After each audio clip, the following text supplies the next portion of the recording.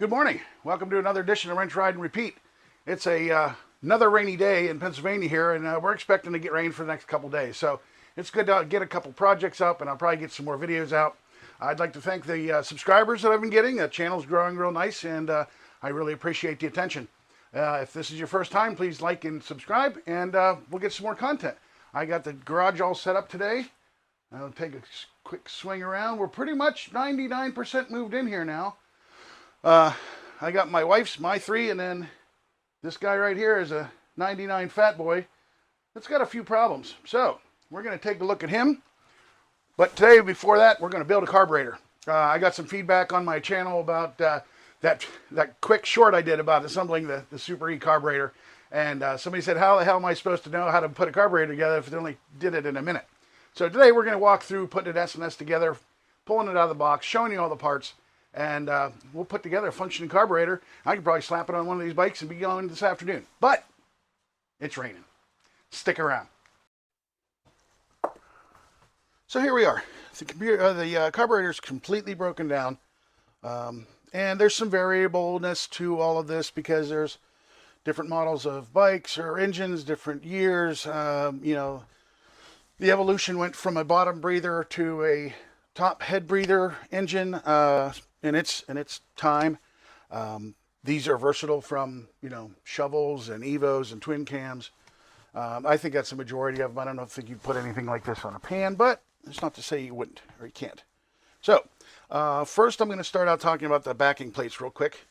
So this is the backing plate, and this is for a shovel. All right, a shovel or pre. You notice it doesn't have any ears on it, right?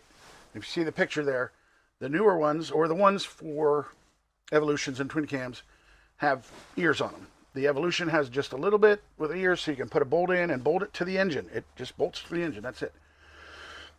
The twin cams or head breather Evos have the same kind of tab, but the slot is much bigger, and what that is for your head breather bolt, which is a banjo bolt. If you don't know what that is, that passes, it has a passageway through the center of the bolt and then on the side, and it allows the engine gases to escape. Okay, so I wanted to show this ancient piece of steel. Okay, this I think is for a B.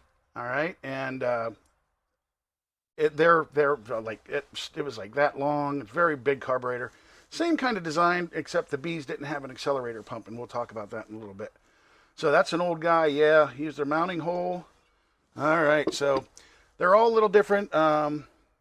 If you have any questions, let me know, but you have to buy the right one for your engine. Not necessarily your bike, but for your engine, okay? All right, this is a vacuum line, all right, not the bowl drain. It's a vacuum line in case you have Evolutions or Evolution Sporties that have a VOES, V-O-E-S. That is to create vacuum in the carburetor, or the carburetor creates vacuum as air passes through it. This is used to control your VOES, which helps your timing and ignition. Over here we just have some hardware, screws to hold the plate to the carburetor, and screws to hold the cover to the plate. Okay, so we're just going to sweep across here and talk about this stuff. So let's get started with the bowl. This is your basic S&S, right? Not much to it.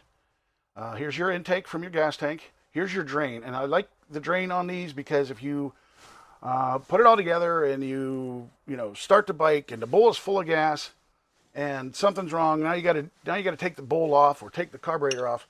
You open that drain and drain the gas out first. That way, when you're turning the carburetor over and over looking at stuff, you're not getting gas out all over the place. Ask me how I know. All right, so what I want to do here, we're going to talk about this. This tower right here has a tiny little slot in it, and I don't think you can see it, but it's right here, and it's part of what's called the accelerator pump, and we'll get to that in a little bit.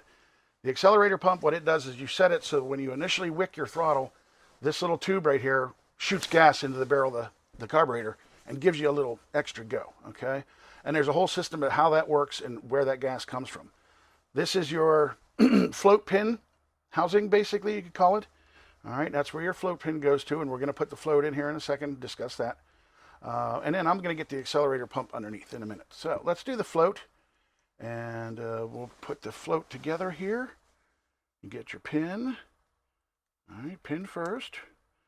And then your float needle. All right. And this guy, you want to make sure he's soft, not corroded, not crudded up. And the point is really nice on it. Okay. So what you got to do there is that helps seal. All right. I don't know if you can see this. That's seal. Okay. So we just drop that in. The pin goes into place. There's 2 machine slots right there. And then here's the screw. I'm going to do this over here so it stands up for me. All right, let's see if we can get this in here because they give you no room to really do anything. Okay. All right. And that screw holds that brass bar down. Okay. Just snug it up. You could Loctite it a little bit if you wanted, but it seats pretty good. So, I mean, it's up to you. You can Loctite it just a little, just a dab. Don't do the whole bolt because that's really a pain in the ass to get out if you mess that screw up. So, let me see here. Oh, the little blue O-ring. Okay, this is very important. All right.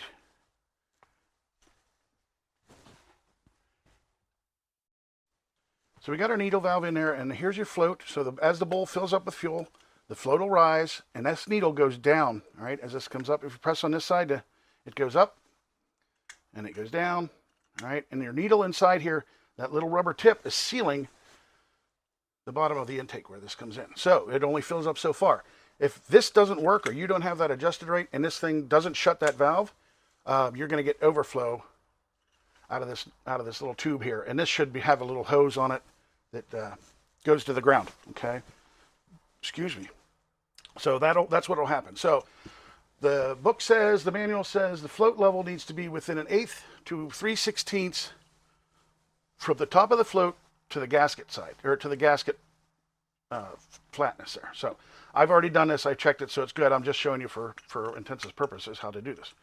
So you just lay the flat edge on there, barely touch your float, and then take your measurement. This is exactly between 1/8 and 3/16.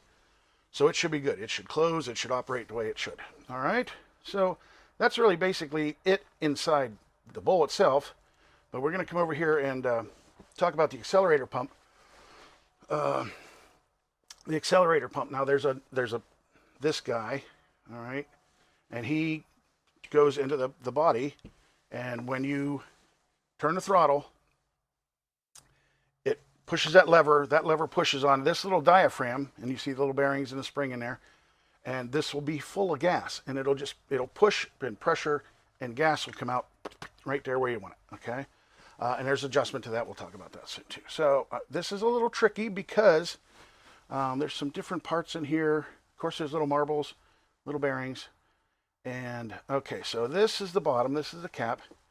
And your diaphragm has to fit in there. It's only got an edge on one side. So you know it fits in there the one way. And so before we put that in there, we need to put the spring in the bottom. Okay. And that's what makes it tricky because now the spring wants to push that diaphragm up. All right. So now we're going to get our little bearings, and they go right in those 2 O-rings. Okay. And this is a check ball system. All right. Put the spring in. Okay. Okay. So we have the bearings. With the bearings, we have the spring in there. All right. So now the tricky part is to kind of match these up without spilling your bearings and without knocking your gasket out of spot, because it has to be sealed up the proper way. Okay, so let's try this. Oh, what did I just do? Yep. Okay. Like I said, it's a little tricky. All right, put the spring in. Put this guy in. We'll try it that way.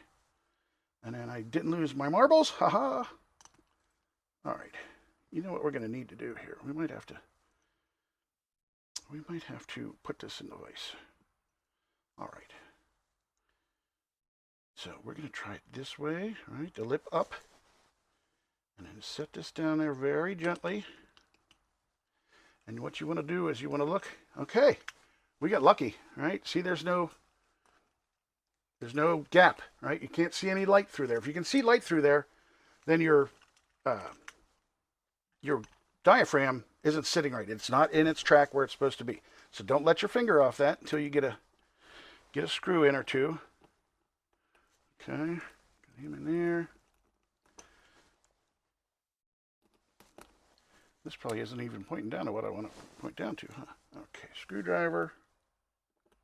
So remember, keep pressure on that, or that spring will push this cap up. And you got to watch it when you take it apart, because that spring will pop up and might jump you, and then those little ball bearings go flying, and then you're in a world of hurt. Okay, so you only put 2 in because this long guy actually holds the bowl to the body, bottom of the body. Okay, so that's all together now. So I don't know if you can see this. Maybe if I get it in the right light. But you can see that ball bearing down. Where's my pencil? Down in here. Get out of the way, float. So it's down in here. I hope we can see that. And that's your check ball system. So we take our rod now. And I think if you're seeing this, together, this is your diaphragm and the ball bearings. This is your actuator, and it goes down in there. And you should be able to feel that just spring just a little bit, right? Not a whole lot, but that's that diaphragm giving and taking. All right. Okay. Yes, that's okay. That's all good. Double checked. So I'm going to pull that out because that's loose in there, and we're going to move on to the body. All right. So the body is where the magic happens. Before I move on too far, so remember this little blue O-ring. He goes, when you put that bowl on, that little O-ring seals right here. Okay, can you see it seals right there? And I'm just going to slap this together for a second and show you where that jet comes in, that nozzle comes in. So let's just put him on there. Okay, and then if you look down the barrel, you can see where that jet pokes through. And that's where you want that little slot. This is, let me see. Yeah, this is your air cleaner side. This is your engine side. And you want to be able to see that slot pointing the other direction. Okay, you can open up the butterfly, and you can look and see in there with flashlight. And unless you mess with that, it's not going to do anything bad. Okay, it's just pressed in there, and it'll do what it's supposed to do. But that O-ring seals that little hole right there. Okay, so now let's move on. First, we're going to do the main discharge tube. All right, and it's got holes just on the one side. All right, look through it. Check the holes. Blow through it, shoot some carb cleaner through it, whatever you want to do. That's pretty big. It usually doesn't get clogged. Okay. I'll take just a turn, just a tight. Don't torque on it. It's brass. All right. And so then this is your main jet. And main jet, let me see. Main jet should be a 72. This is a 70. Let me see if I have a 72 here. I have a couple others. No, that's an air bleed jet. Oops. And that's a 74. So I'm just gonna stick with the 70 for now. Okay. Yeah, we'll just put the 70 in there. And then when we go to actually put it on the bike, I will jet it up properly. I know I have a gazillion jets here, so we're just gonna put that in with a screwdriver. Again, just tight, don't torque. All right, so there's your main jet. All right, it's installed. All right, your discharge tube comes up through the barrel of the carburetor. You're ready to go. So this is going to show you this all here in a second. All right, this is your intermediate jet. All right, they call it an intermediate jet, but this jet does most of the work until you get up above 3,500 RPM, like 75, 80 miles an hour on an Evo. It also has tiny little holes all around it, and you should see light down through it. All right, if not, you can get something like this. All right, carburetor little brushes, and they got teeny tiny ones down to a little bit bigger than a human hair, I think. And you can clean out all those little dots, and a little bit of carb cleaner won't hurt you. So make sure that's very clean, or the bike will run like crap or won't run at all. And I don't know how many times I've seen the smallest speck of something that was in the bowl. The bowl got dirt, you got bad gas, it was dirty outside that day or whatever. And it just, I mean, that passageway is very, very minimal, and it'll clog that jet like that. So this one goes in, threads down, okay, and I'll explain why that kind of is here in a second. Okay, so we see the three things. We got our intermediate jet, we got our main jet, and we have our air bleed. I think it's air bleed. Yeah, that's the air bleed. Oh no, I'm sorry. That's your enricher tube. Okay, same thing. So this is your enricher tube, and we'll talk about that in a little bit. This is your main jet. This is your intermediate jet. That gas comes up almost to the top. I mean, the thickness of your float. So it comes up pretty high. This sucks gas. This sucks gas. This sucks gas out of the bowl if this was right side up. Okay.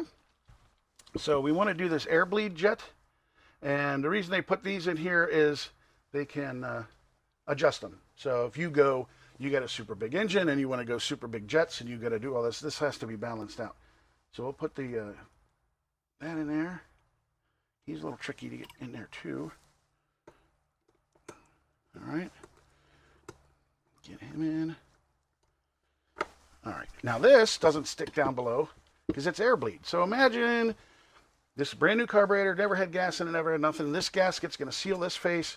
So technically you have a chamber full of air, okay? And then that varies as the float is used, right?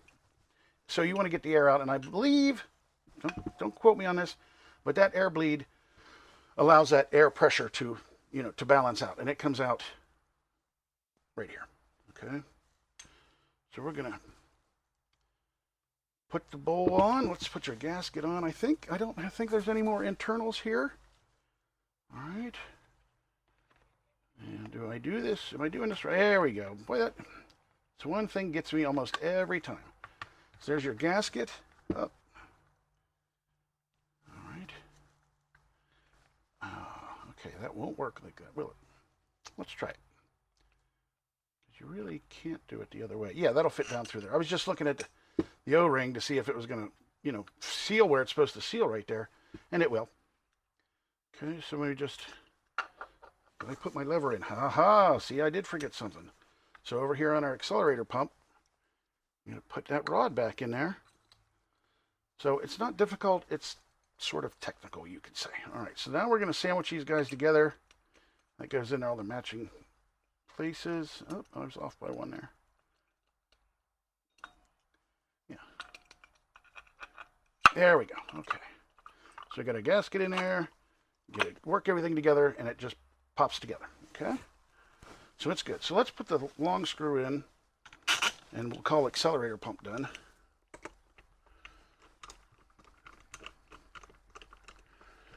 All right. And these guys have little lock washers on them, so like I said, you could put a little Loctite on them. It's not too bad. All right. Air filter side, you have some air vents, all right? And then the 3 mounting screws for the plate. So let's flip this guy over on the side, and this is your cable where you put your throttle cables at, all right? And this is your idle screw, not your air mixture screw, your idle screw. So you turn that in. It's kind of tough to see. I wonder if I can see it on here. And it touches right here. And then when it touches, and then you get your screwdriver and you get it in there, and you go a half a turn. So there's one. So we're set. So one, just get out of the screw. There you go. So just one. That's going to set your base starting idle. Okay. So this is your enricher, all right, and that works with your back plate. Some people still call it a choke, but they call it an enricher because it shuts off the air and you get more fuel, so it's easier to start, right? Sort of like how a choke works, but not on this carburetor. So you see how that works. You go up and down. When this is on, it'll stay up for you, all right? And then when you get the bike started, shut it off. All right, so we got that. And there's a couple different things you can put on there. They have this, you replace this whole thing, and it's got a knob that turns and locks, so you can do that. Now this is sort of the important part. This is your air idle mixture screw, okay? Very sharp tip. Excuse me, don't lose the spring. All right, and I'll show you how this works in just a second. So take it in there by hand only. Don't use a screwdriver yet. Twist this in, and then you're getting close, and you're going to feel it stop, like a hard stop. There, okay, it stopped. I don't know if we can see this, but it sticks right through, okay? And what that does is that allows more air or fuel, more air into the chamber. So as you back this out, that's going to balance your. It's the basis says it's supposed to balance your initial, your fuel coming in with your air. All right. So this goes all the way until dead stops. Again, don't use a screwdriver. And then let me see. I got my notes here. Idle screw. That's the idle screw. Accelerator pump. Okay. Air fuel screw. Here we go. All right. So you turn it in until it stops, and then we turn it out 1.5 initially. All right. So you got to count where your screwdriver is. There's a half. There's one, and a half. All right. So these settings I'm showing you for these screws are just your initial startup, right? If you read the manual, it comes with the carburetor. It's very thorough on how to do your final tuning and all that stuff. All right, and then over here we have our accelerator pump. Remember the part here, right? And this is how this actuates. Let me see if I can get this a better view here. There we go. Okay, so right now I have it off. And they say to screw it all the way in. All the way in is off. Remember that. So just like shutting a valve, right? And then accelerator pump is 1/4 at a time. So you don't adjust that till you have this on the bike. So leave it closed, and you get it on the bike, and you start the bike. You bring it up to temperature, and then you can adjust this screw 1/4 turn at a time. Very, very fine, very fine. 1/4 turn at a time, and what you're going to look for is behind your discharge tube, there's that little jet with a slot in it, remember? And that will shoot that gas. So as you adjust this, that will shoot more or less gas, all right? Push it in, it's less. Roll it out, it's more. You don't want to go, you just want to, just a little. You don't want a big dump in there because the bike's going to skip and miss idle and stuff like that. So that's a fine adjustment when you're done. So we have our air fuel screw adjusted. We have our idle screw set at default, and we have our accelerator pump off. All right. The next part, and we're getting down there. Let me show you this real quick. Right here is where your throttle cables attach, right? And then they go around there. And this one is for an older bike, a shovel. All right. The newer ones, like this is going on a twin cam. So these towers are higher, right, to fit the cable itself in there. So that's a little thing you have to know. I think I can post a picture of the two different parts and part numbers and what they say about that from the manual. All right, so where were we? Flip her over. Engine side, okay. They come with this insulator block. So you notice the O-rings, O-ring here, O-ring there. Make sure you feel that guy, and you feel them. You can feel that O-ring, right? If not, it's flattened out and it needs replaced. This is the same way, right? You just feel along there. If you feel the O-ring itself, then you're pretty good. It'll seal. Okay. Yep. And okay. So O-ring side, no O-ring side. Okay. So no O-ring side matches O-ring there. All right. So you put that there, and then your manifold. And again, this is for an older bike. This carburetor was built to go on a shovel, but now it's going on a twin cam. Things change. What are you gonna do? So here's a manifold. It sits right on top. These slide on. There's they're a big gasket basically, an O-ring, and there's a counter edge on the head of the engine that this other half fits into. And then you put the clamps on, and you clamp it down. And then to go along with this, you'll need some kind of support, and they usually bolt to the backing plate. Right, and then maybe to the head. I know my old iron head, it's got holes in the heads where you can just bolt that to that. Most of the time I end up hand making one because I want it a certain way. And just a little bar steel and drill some holes and paint it with rust-proof paint. All right, this insulator block, what did the manual say? This insulates, basically it insulates the heat from the engine, right, your manifold side, the heat from the engine to your gas in your carburetor. All right, and if that's not in there, then you start getting, it messes with the carburetor. It can. If you live in hot climates, I would definitely suggest you use it.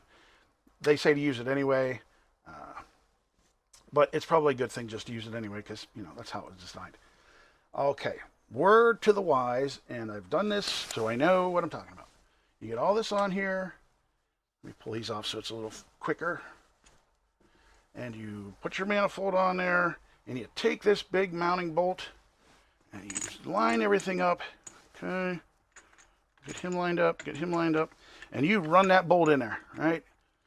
And this is under the gas tank now. You're putting this thing, together if you're just taking it off for maintenance and stuff. And you run that bolt through. If that bolt is too long and goes through the body, you see that gap in there? See the gap? Right here. That's not a bottom out hole, and that bolt will go straight through. And if you go too much and this is still loose and you keep tightening it, you're going to crack your bowl, right? And then you're going to have gas leaking all the time. So put your insulator on, make sure your bolt is the right length, check it before you kind of run it in there, and just make sure you don't over tighten that and crack your bowl. I did that, and the bowls are not cheap, so just a little experience here. And we're almost done, I believe. Yeah. Yes, so we talked about everything. There's the carburetor. Okay. Like I said, that's just a basic setup. You have to check your jets for your application and read the manual, because you'll have to come back and readjust your air fuel mixture and maybe your idle screw to get the engine to, one, idle where you want it, about $1,000 to $1,200. When I talk, I generalize Evos because I know those best. So $1,000 to $1,200 maybe. And you want it to just idle smoothly when you take off down the road to go warm the engine up, and you slowly roll on the throttle. You don't want any hiccups or burping or backfiring, anything like that. And so you may have to adjust. You might have to adjust your jets. And there's settings. I put a picture up of what they recommend for jetting, like stock engines, and then you built this up, or you stroked it, or you got giant valves in, or whatever, right? And you just adjust it accordingly. So there we go. S&S Short E carburetor. All right, all together. All right. All right. So that's your S&S Short E carburetor assembly, right? We didn't really rebuild it. We just put it together because it came from the factory, and you might have to mix up the jets, make sure all the screws are okay. And so until next time, thanks for watching, and hit that like and subscribe button. And if you get in there, I think I have enough people following me now. And if you're in there, and especially my subs, put me a comment. Say hi, say, hey, what are you working on next? Tell me what you're working on. If you got any questions, I'll see what I can do. So thank you very much, and we'll see you next time on Wrench, Ride, and Repeat.